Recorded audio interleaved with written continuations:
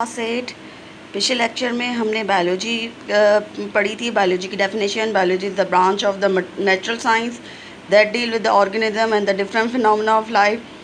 तमाम चीज़ें इसमें पढ़ते हैं। इसमें बॉटनी यानी कि पेड़ पौधे भी आते हैं, जोलॉजी यानी कि इंसान, एनिमल्स भी आते हैं, माइक्रोबायोलॉजी वो भी आते हैं जो तमाम नेकेड आई से हमें नज़र नहीं आते। फिर हमने इनकी 3 मेन ब्रांचेस पढ़ी थी। एक हमने पढ़ी थी morphology. This is the branch of biology which deal with the study of external, हमारा जो ऊपरी हिस्सा है, ऊपर का हिस्सा है, एक्सटर्नल पार्ट जो इसके करेक्टर्स पढ़ते हैं। हिस्टोलॉजी पढ़ी थी। टिश्यूज़ के बारे में पढ़ते हैं। इसमें साइटोलॉजी पढ़ी थी, study of structure and function, composition, cell and cell organelles, plant and animal पढ़ा था। अब हमारा कंटिन्यू लेक्चर है। अब हम पढ़ेंगे physiology. What do you mean by physiology? This is the branch of biology deal with the study of the function and the activities of various organs of an organism, example plant and animals। इसमें हम मुख्तलिफ जो है plant के और animal के मुख्तलिफ जो फंक्शंस हैं और उनकी जो एक्टिविटी वो क्या काम करते हैं वो पढ़ेंगे। फिफ्थ वन है आपका ecology. Ecology is the study of the relationship of organism which each other with their non-living environment। it is also called environmental biology। इसको हम environmental biology भी कहते हैं। और इसका मतलब ये है कि हमारे environment में जितनी भी चीज़ें, चाहे वो पेड़ पौधे पत्ते हैं, उनसे रिलेशन क्या है, पेड़ पौधों का रिलेशन क्या है हवा के साथ, पानी के साथ, ज़मीन के साथ, या एनिमल का क्या रिलेशन है पेड़ पौधों के साथ, ज़मीन के साथ, पानी के साथ, वो तमाम चीज़ें पढ़ते हैं। फिर 6 वन है हमारे पास एम्ब्रियोलॉजी और डेवलपमेंटल बायोलॉजी।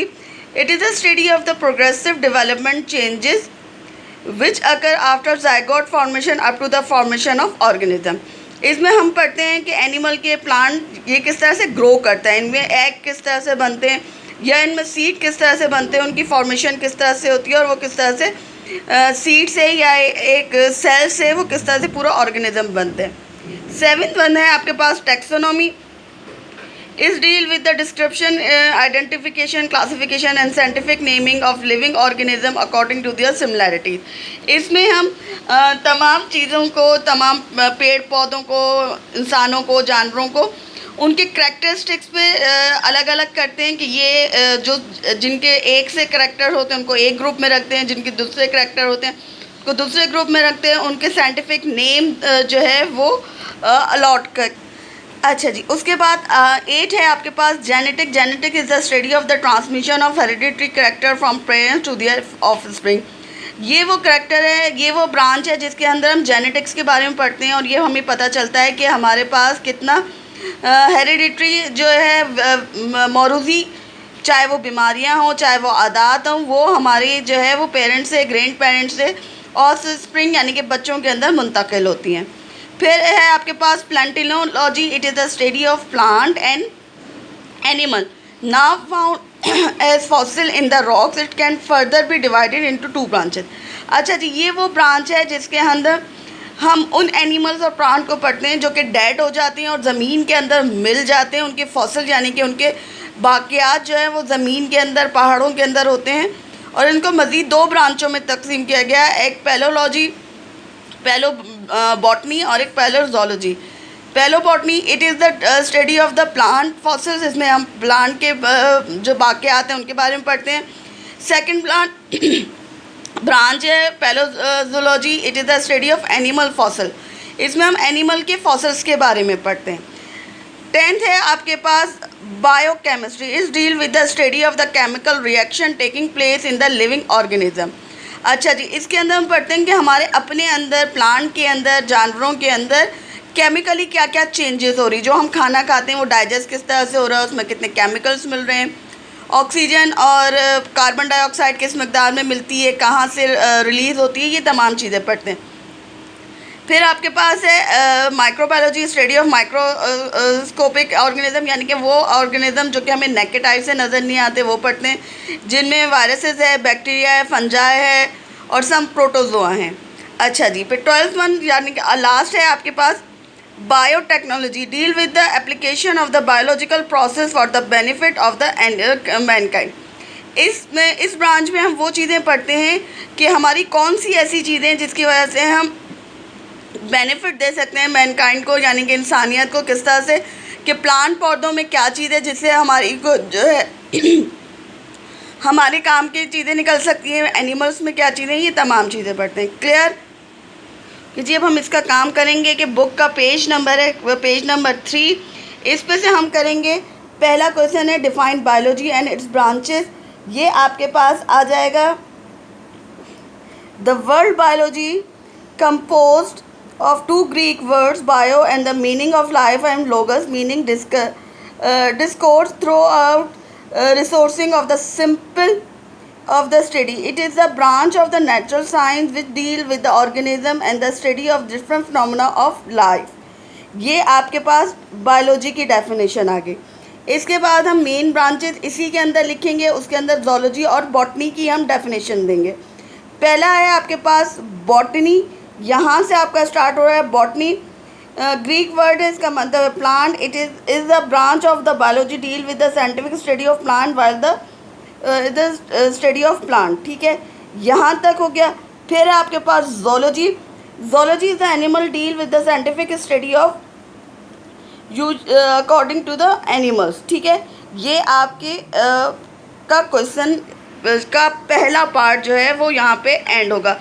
ये है पेज नंबर 3। आपने हेडिंग डालनी है main branches of biology, page number 7 पे है। और ये 1 2 3 4 5 6 7 8 9 10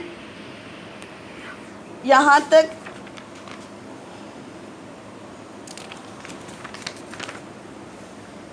फिर है आपके पास 11 12 13। ये पूरी डेफिनेशंस आपने जो है वो लिखनी है। ये आपका क्वेश्चन नंबर 1 जो है वो यहाँ पे कंप्लीट हो जाएगा। क्लास 8 नेक्स्ट टॉपिक है आपका मुस्लिम साइंटिस्ट। हमारे बहुत सारे मुस्लिम साइंटिस्ट हैं जिन्होंने बायोलॉजी की ब्रांच में बहुत सारे जो हैं वो काम सरअंजाम दिए हैं। नंबर 1 है आपके पास इसमें Abu Usman Umar al Jahiz wrote. इन्होंने बुक्स लिखी थी al Hayawan which is the describe the characteristics of 350 species of animal specially about life and. अच्छा, सेकंड है आपका अल फराबी 870 से 950 AD तक है। एंड अब्दुल कासिम अजवरी 936 से 104 है 1004 AD है।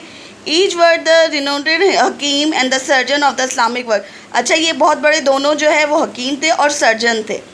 अल Farabi is the author of 2 very known book that is किताबुन नबातात एंड किताबुल हैवानात। ठीक है, इन्होंने 2 किताबें लिखी हैं फराबी ने। एक तो है वो किताब जो है वो नबातात यानी कि प्लांट के बारे में, और एक इंसानों यानी कि जानवरों के बारे में। एंड जवारी was the famous for the urinary bladder stone. अच्छा, इन्होंने जो जवारी हैं जहारवी हैं उन्होंने जो है वो पहली दफ़ा जो है गॉल यूरिनरी ब्लैडर यानी कि किडनी के अंदर से या मसाने के अंदर से जो है वो ब्लैडर यानी कि स्टोन को जो है वो रिमूव किया था। फिर आपने इब्न हैतम 965 से 1039 AD wrote book like the किताबुल मनाजिर एंड द मंजिलुल हिकमा। He explain the phenomena of vision and the correct of the Greek conception about vision. अच्छा, इन्होंने जो है इन्होंने भी 2 बुक्स लिखी थी, लेकिन इनका सबसे बड़ा जो कारनामा था इन्होंने आई विजन यानी कि हम किस तरह से देखते हैं उसको जो है फिनोमेना को वो कंप्लीट किया था, वो वाज़े तौर पे सही तरीके से बताया था।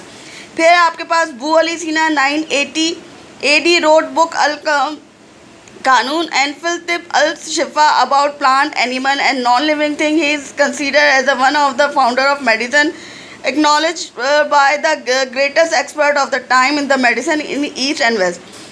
बू अली सीना जो है ये बहुत बड़े आप ये समझ लें कि एक्सपर्ट थे मेडिसिन के। इन्होंने बहुत सारी मेडिसिन भी बनाई, लिखी, बुक भी लिखी और उनको फाउंडर कहा जाता है। Ziauddin Ibn al Baitar 13th century में specialize in the study of plant. He travel several country observe the study many species of plant. ये इन्होंने बहुत सारे ममालिक का सफ़र किया और मुख्तलिफ प्लांट को जो है उनकी स्टडी करके चीज़ें बताएं। अच्छा जी, यहाँ आपने जो है वो काम करना है। सेकंड क्वेश्चन स्टार्ट जो है वो आपका इस तरह से होगा। सेकंड क्वेश्चन लिखना है राइट डाउन